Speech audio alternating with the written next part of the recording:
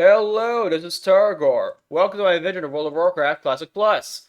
This video is a Twitch stream that was not edited, so it's gonna look like a Twitch stream. Gonna look like a Twitch stream, except I botched the recording, so I'm just re-recording it off stream. Welcome to my vision of World of Warcraft Classic Plus. The design direction of my vision of Classic Plus is substantially different from that of retail WoW, circa Shadowlands, Ender Private Servers, Vanilla Plus, and Turtle WoW. This is partially because its aims to fix Vanilla WoW's many problems first, flesh out and polish what's already there second, and add new content third. Hold on. This is part of a playlist of videos. Check this video's description for a link to the playlist. The document displays my vision of WoW, Classic Plus, and the document's version number is 1.5.15. All versions of the document are based upon patch 1.12.2 of World of Warcraft. If you just want to know about the general design direction of my vision of Classic Plus before you otherwise look into this, then watch the introduction video in this playlist, or review the document yourself, and look at the list of major features. The links to the document is on my channel's About page. That, and I do not have a team of people, however, working with me to make an actual private server. This is all pure design thus far, and it ain't done yet. Now then, other world changes. That is, changes made to content found outside of dungeons, raids, and battlegrounds that do not have to do with player characters in particular. Nor how they interact, nor PvP. Now then, for the sake of thematics, I'll eventually go through the game and separate curses from hexes, making hexes be a different debuff type. They'll still both be dispelled by the same spells and effects, though possibly with a few exceptions. All players in the Tainted Scar will be inflicted with a red debuff that deals 450 shadow damage upon application, and again every 15 seconds, until they leave the subzone, which will not put or keep you in combat. This may be cleansed by the Lex of Divine Shield and by dying, but it will be reapplied immediately after it wears off or you get resurrected, provided that you're still in the subzone. Furthermore, provided that you're still in the subzone. Furthermore, the corpses of level 1 to 44 characters within the subzone will instantly despawn upon death, forcing them to have the spirit res elsewhere. To talk to the spirit healer res elsewhere. This will prevent low-level characters from interfering with the Lord Kazak encounter unless he gets caught near the entrance to the subzone or outside of it. Well, at least the really low-level characters. The Master's Glaive will be renamed to the Master's Blade, and all references to it shall be changed accordingly, seeing as how it does not resemble a Moon Glaive or a War Glaive, which are the only kinds of glaives in Warcraft. And seeing as also as how regular glaives otherwise... Yeah, I already said that part. The glaives thrown by glaive throwers of Warcraft 3 can be assumed to be Moon Glaives. The Skybox, at the appropriate times and in the appropriate places, will contain both of Azeroth's moons, and not just one of them. Both the White Lady, aka Elune, and the Blue Child. In order to grant relevance to the path that led from the Blackrock Spire Meeting Stone to the inside entrance, by the way, I got rid of Meeting Stone, so it's just where the Meeting Stone was, you may no longer reach Blackrock Spire by climbing up the chain outside, then jumping off the back to the chain, then running along the cliff to jump to the balcony, even though the window doesn't intentionally let you do that. There will instead be an obstruction placed between the cliff and the balcony, or perhaps on the cliff itself. Clicking on a sheep, but not a polymorphed enemy, or its user interface portrait 20 times in rapid succession will cause it to explode, like in Warcraft 3. This of course only means the actual critter, sheep. This explosion will instantly kill the sheep with a predictable animation and leave no corpse behind. The 20 clicks will only be counted if at least 20 of them are done by the same character within a span of 8 seconds. The one girl in the human starting zone whose name eludes me that I used to wear short shorts, but was changing Classic Not Plus, aka Vanilla Classic from 2019, to have less revealing clothing will once again wear her old clothing. Gonna go off on a little tangent here. Now, first off, this change will attract people who oppose the current cultural zeitgeist of the West, which means that they'll get more players.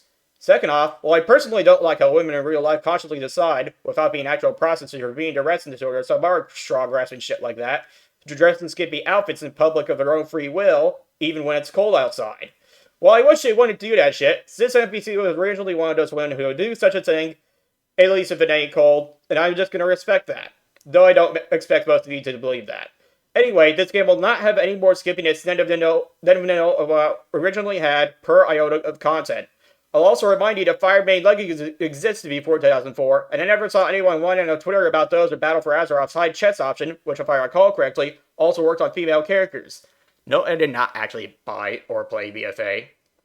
Therefore, nobody actually gives a shit about any of this skippiness stuff from a pro from a pro-feminist viewpoint, and I should have skipped this part where I went off on a ceaseless tangent. Now then, on to the next change. Elder Stonefort will be replaced with a new Orcish Elder because having the Elder in Blackrock Spire be a dwarf does not make sense. Learning to ride a mount will cost 90 gold for Apprentice, 900 gold for Journeyman, both before discounts. Mounts themselves will cost 10 gold for non-epic mounts, and 90 gold for epic mounts, including the Frostwolf Power, the Alliance counterpart, and the rank 11 mounts, all before discounts. Stormfly Cram is the Alliance counterpart, if I recall correctly. Non-standard mounts will require training and riding the appropriate type of mount to ride them. As such, Quarterly Frostwolf Howler will require Journeyman Wolf riding, and the Strat Dead mount will require Journeyman Horse riding, and etc. But the Kuraji Regenerating Crystals will not require riding skill to ride because they are very user-friendly. Speaking of the Strat Dead mount, Undead Horsemanship will be merged into horse riding. The honor discount of 10% will be reduced to 5%, but being Exalted will offer an additional 5% discount on top of the honor discount similar to the Burning Crusade. Note that being Revered or even Exalted it offered no discount beyond honored in vanilla WoW. This will give players an extra reason to be Exalted in various factions, such as those of their capital cities. Entering the arena in Gadgetzan will arena flag you until you leave the arena because it is an arena. Do note that arena flags exist in vanilla. For example, you got arena flags that you enter the Dire Maul arena, which is an outdoor place and not an instance place. I'll go over to grass placement in Mulgore and make the grass placement look less lazy, especially around Northern Stolebowl Lake. I noticed that was a problem in Vanilla Classic. The Sludge in the Undercity will deal nature damage like how lava deals fire damage to you, except the damage will be 25 times lower, and your movement speed will be irresistibly halved while you're in the sludge. All uncorrupted moon wells will have an aura that restores 100 health and mana per second to all creatures within 5 yards of its waters who are not demons, undead, warlocks, or forsaken players / NPCs.